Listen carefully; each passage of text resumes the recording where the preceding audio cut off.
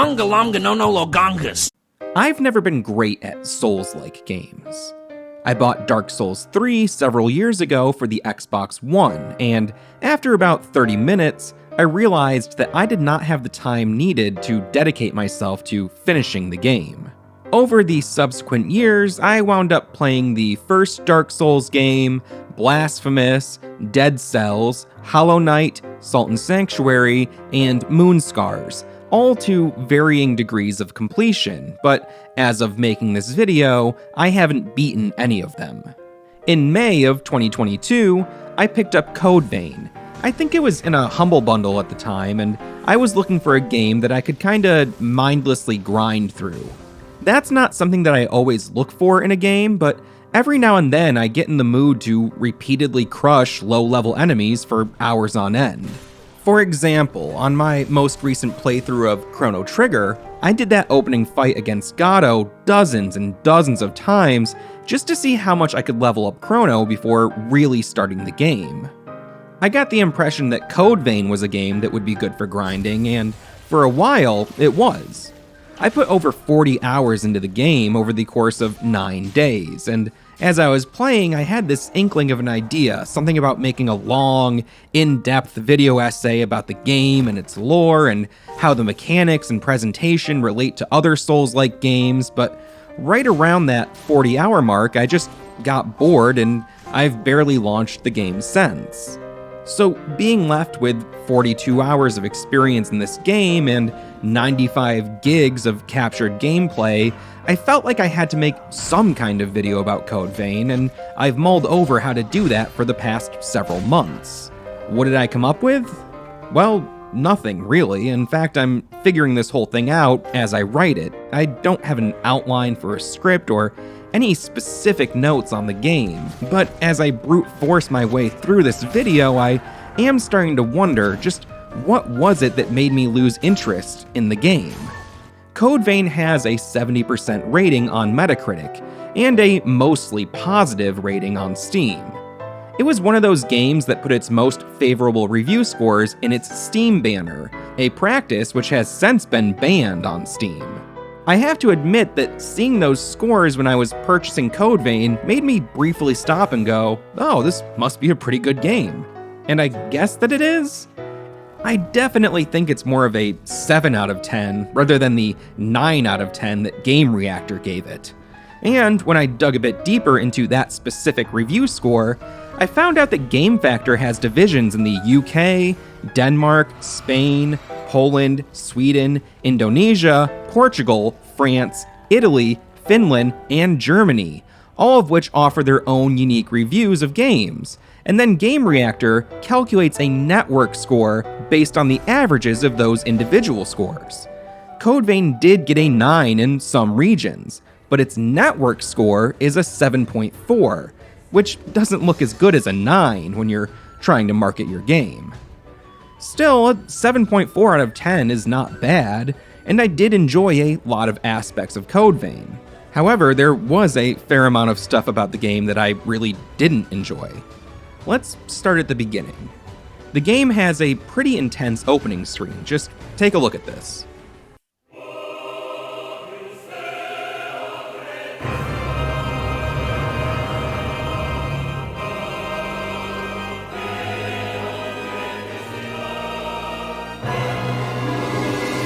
Code Vein then let me know that I had been awarded a bunch of extras, like the ability to wear a towel or play the piano. Next, I went to the character creation menu. Pretty much every male template here is a anime twink, and all of the female characters also have a certain archetype. Once I completed creating my androgynous hero, who I think wound up looking a bit like Conan O'Brien, I was treated to a lengthy tutorial that I really struggled to grasp. I'll try to break this down as simply as I can. The game has a sort of class system based on what it calls blood codes.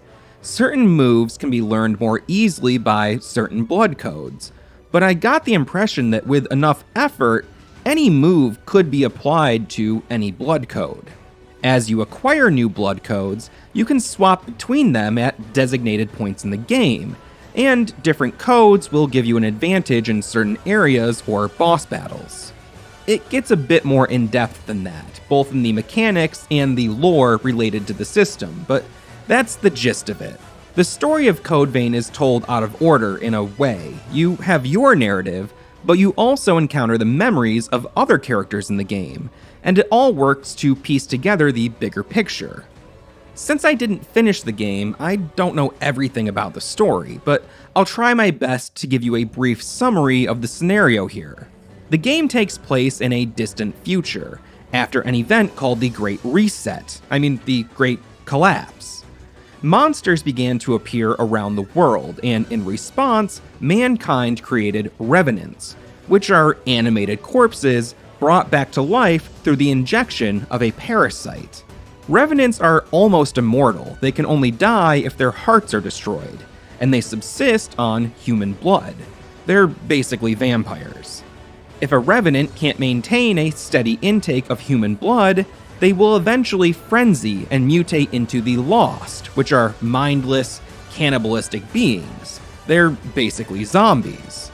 Eventually, there are so many Lost around the world that they begin to emit something called the miasma.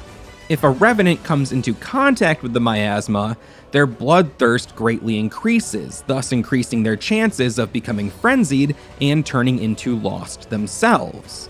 There have been various unsuccessful attempts to thwart these threats, and the player, who happens to be taking on the role of a revenant, finds himself in a world where revenants must wear filtration masks to protect against the miasma.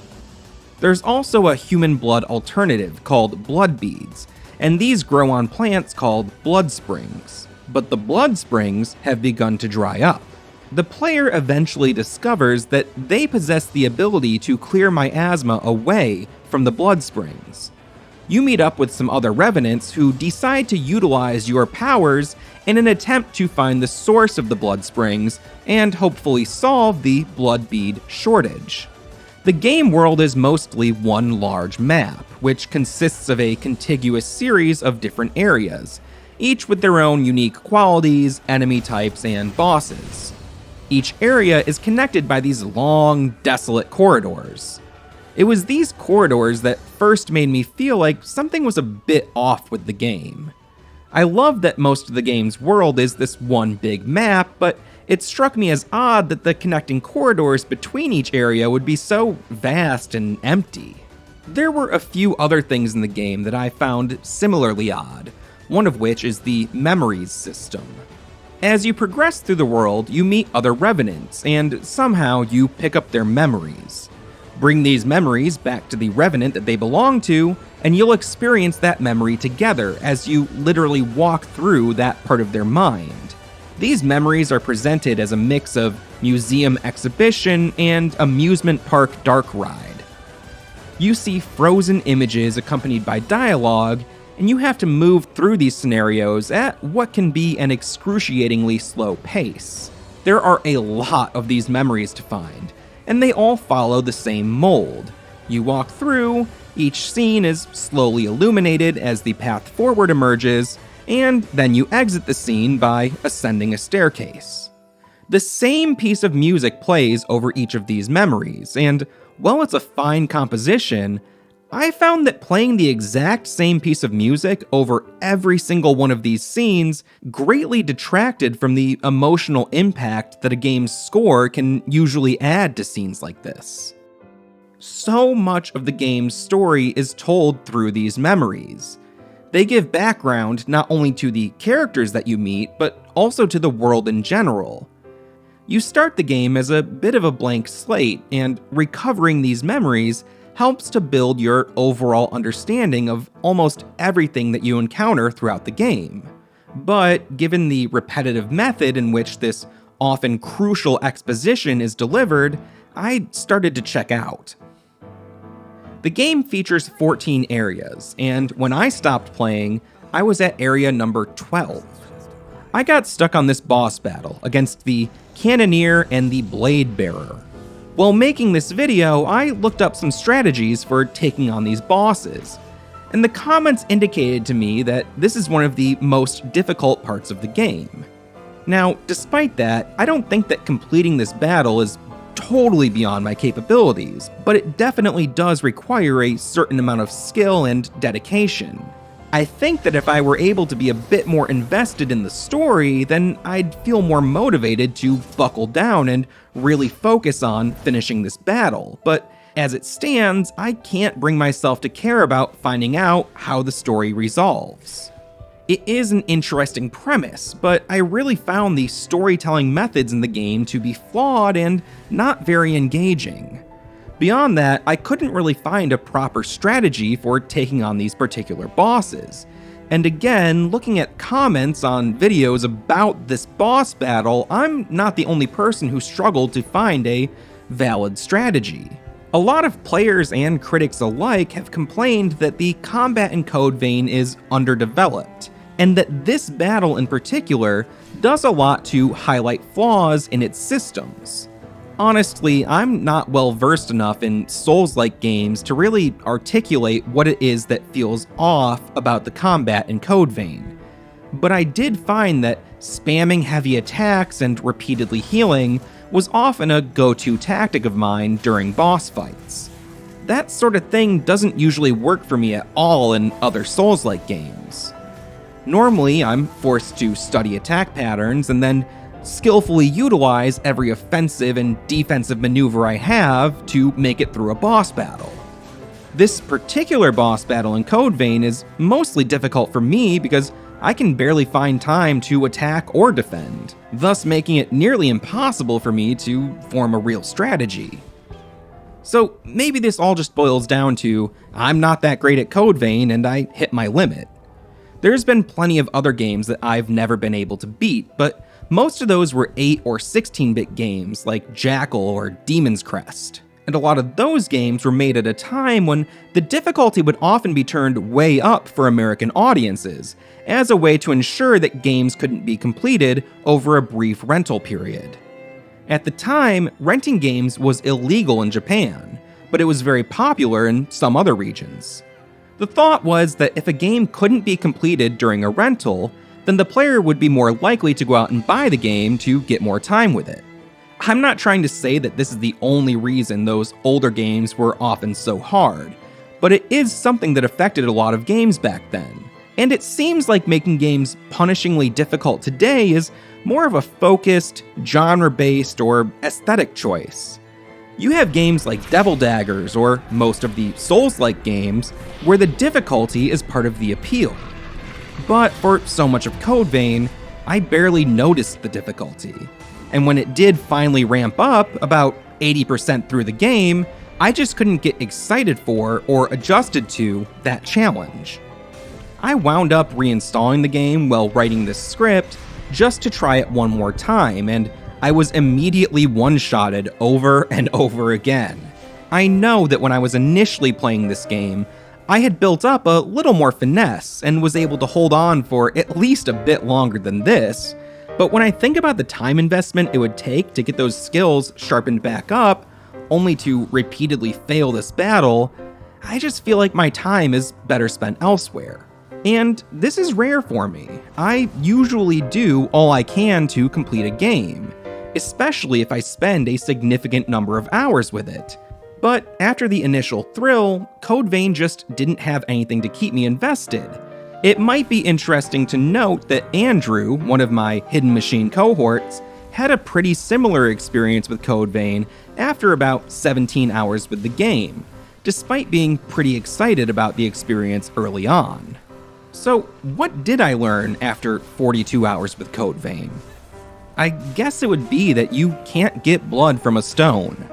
Personally, I think that I should have seen the writing on the wall a bit sooner. Big parts of the game have this sort of copy and paste vibe to them, and I probably could have figured out in the first 5 to 10 hours that this game wasn't really going to deliver the goods. I was hoping it would be one of those sort of mid-tier games that definitely won't go down in history as a must-play classic, but would scratch a certain itch and offer a unique, if flawed, experience. But ultimately, I probably would have been better off spending those 40 hours just getting better at Dark Souls.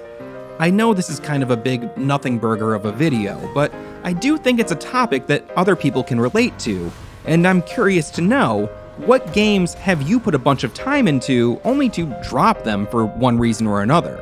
Have you played Code Vein? Were you compelled to finish it?